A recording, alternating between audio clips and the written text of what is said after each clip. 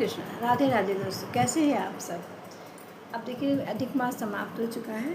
अब जो जून के लास्ट के जो 15 दिन बचे थे अब वो चल रहे हैं। तो इसमें आने वाली है हमारी एकादशी। क्या आप जानते हैं कौन सी एकादशी आने वाली है? चलिए मैं आपको बताऊंगी कि कौन सी एकादशी अब आने वाली है। मैं अंजलि पांडे आप सबका अपने चैनल में स्वागत करती हूँ। राधे राधे। तो आने वाली है हमारी एकादशी, जो कि आएगी हमारी 24 जून से इसका प्रारंभ हो जाएगा। शाम के 6:21 से एकादशी का प्रारंभ होगा। जो बुधवार का पड़ रहा है 24 जून को, बुधवार को शाम 6:21 से, और गुरुवार को शाम रात में 8 बजकर 9 मिनट तक इसका समाप्त विश्राम होगी ये एकादशी।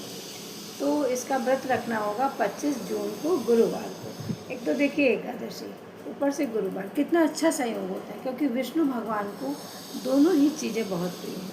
तो विष्णु भगवान की असीम कृपा प्राप्त करें आप लोग। और ये साल की सबसे बड़ी एकादशी होती है भीमसेनी। इसको भीमसेनी एकादशी भी कहते हैं, निर्जला एकादशी है, निर्जला एकादशी कहते हैं। और इसको भीमसेनी एकादशी क्योंकि इसके पीछे कथा है। जो भीम ने इस एकादशी का व्रत रखा था। क्योंकि देखिए सब लोग एकादशी का, मैं आपको कथा सुनाती हूँ छोटी सी, तो मैं आपको कथा सुना देती हूँ। क्या सब लोग एकादशी का व्रत रखते थे, लेकिन भीम को भूख बर्दाश्त नहीं होती थी।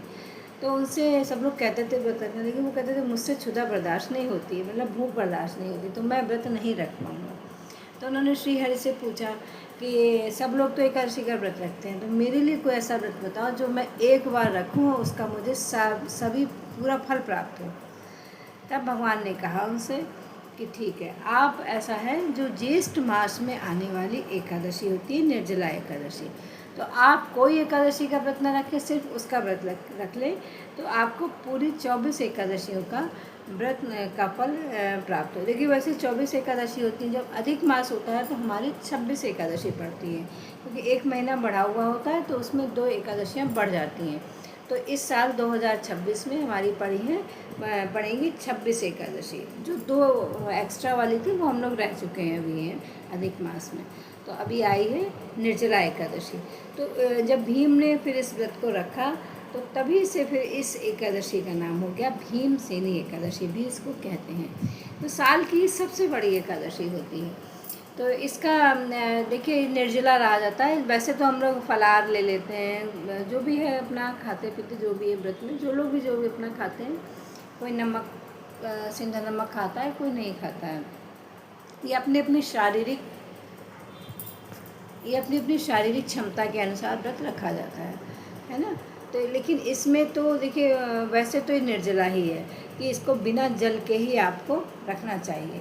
लेकिन अगर आपकी शारीरिक स्थिति और आपकी मान लीजिए जो वृद्धजन हैं और जो बच्चे हैं मान लीजिए व्रत रखते हैं, और जो मतलब जो प्रेग्नेंट लेडीज़ होती हैं तो वो एकादशी करती हैं, तो वो अपने स्वास्थ्य को देखते हुए उस हिसाब से एकादशी करें और भगवान से क्षमा प्रार्थना कर लें। तो इस एकादशी का बहुत ही अधिक महत्व है। तो ये आप 25 जून को पढ़ रही है निर्जला एकादशी। सुबह बढ़िया स्नान कीजिए, गंगा जल डाल के स्नान कीजिए। फिर उसके बाद भगवान के सामने आकर आप एकादशी का, अगर आप निर्जला रहे तो उसका मतलब वैसे ही आप उसका संकल्प करें। अगर आप जल फल पे मान लीजिए आपको कोई शारीरिक अवस्था आपकी ठीक नहीं है, आप मेडिसिन्स पे हैं, तो आप उस हिसाब से रखें और आप वैसा ही संकल्प करें, है ना, कि मैं अपनी शारीरिक स्थिति के अनुसार दवाइयाँ लूँगा और जल और फलाहार के साथ ही व्रत रखूँगा। तो आप वैसे संकल्प करें श्री हरि के सामने। आप हाथ में देखिए वैसे संकल्प तो चावल लेके किया था, लेकिन एकादशी में चावल वर्जित होता है, तो इसलिए हम लोग तिल ले लेंगे, फूल ले लेंगे और पैसे ले लेंगे, है ना। तो दक्षिणा लेके और उसके भगवान के सामने संकल्प करेंगे, श्री भगवान विष्णु के सामने कि हे प्रभु, मेरा आप निर्जला व्रत का संकल्प मैं कर रही हूँ या कर रहा हूँ, तो आप इसको संपूर्ण करें। तो इस तरह से आप संकल्प करें, फिर पूरा दिन अच्छे से व्रत रखें। और पानी इसके गले के नीचे नहीं जाना चाहिए। मान लीजिए आप कुल्ला करते हैं, जैसे थोड़ा सा मुँह कुल्ला तो सुबह किया ही जाएगा, देखिए ब्रश तो हम लोग एक दिन पहले कर लेते हैं, तो मंजन तो उस दिन नहीं किया करना चाहिए। तो हम लोग रात में एक दिन पहले मंजन ब्रश वगैरह करके अपना लेटते हैं। और सुबह आप 12 बार कुल्ला कर लें पानी से बस, लेकिन कंठ के नीचे नहीं जाना चाहिए। 12 बार आप पानी लेके 12 बार कुल्ला कर लें, और इससे आपका मुख शुद्धि हो जाएगी। और बस सारा दिन अपना जितना आप कम बात करें, कम से कम बात करें, और ठंडी जगह में रहें, एसी में, कूलर में, पंखे में, इस तरह से रहें। और भगवान का मन ही मन आप भजन कीर्तन करे रहें। ओम नमो भगवते वासुदेवाय का आप बराबर लगातार आप उसका चैंटिंग करते रहें। इस तरह से आप अपने व्रत को संपूर्ण करें। और एकादशी वाले दिन आप दान करें, जैसे जल का दान करें, एक मटका दान करें। और जैसे गर्मी होती है तो इसमें हम लोग एक पंखा भी दान करते हैं, तो पंखा है और मटका है, मटका जल भर के, एक मटके में जल भर के दान करें। उसके ऊपर एक जो मिट्टी की जो दियाली रखते हैं ना, तो उसमें चीनी रख दें, दियाली रख दें, या कोई बर्तन जो भी रख दें आप अपना दान, क्योंकि दान तो वो पूरा ही किया जाएगा, तो इस हिसाब से आप रखें। तो उसमें आप चीनी रख दें, मटके में पानी भर दें, और उसके ऊपर कुछ फल रख दें, और साथ में दक्षिणा ज़रूर रखें।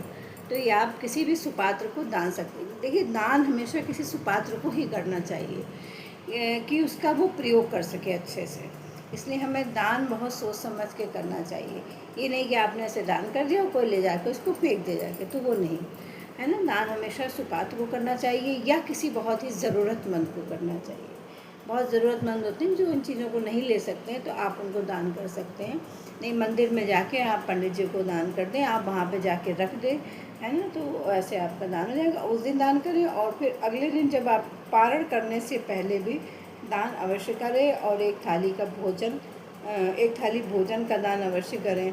और जैसे इसमें जेठ का महीना होता है ना, तो इसमें नींबू की शिकंजी है, शरबत है, कैसा भी आप शरबत पिला सकते हैं। जितना अधिक से अधिक आप पेय पदार्थ का दान करेंगे, उतना आपके लिए अच्छा रहेगा। और इसका पारण का समय भी आप लोग नोट कर लें लास्ट में।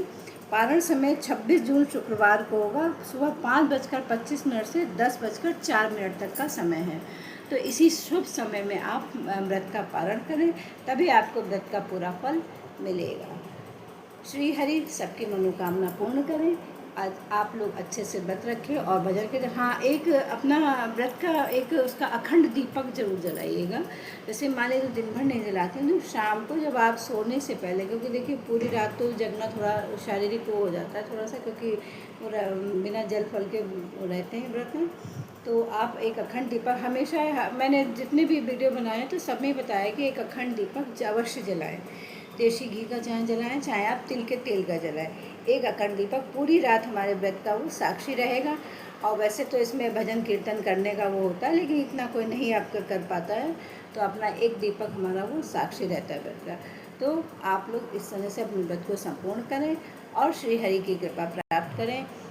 अगर आपको हमारी जानकारी अच्छी लगी हो तो कृपया मेरे चैनल को लाइक और सब्सक्राइब करें, और जितना अधिक से अधिक इस वीडियो को शेयर कर सकते हैं, तो सभी को लाभ प्राप्त हो, जानकारी प्राप्त हो। राधे राधे, हरे कृष्णा।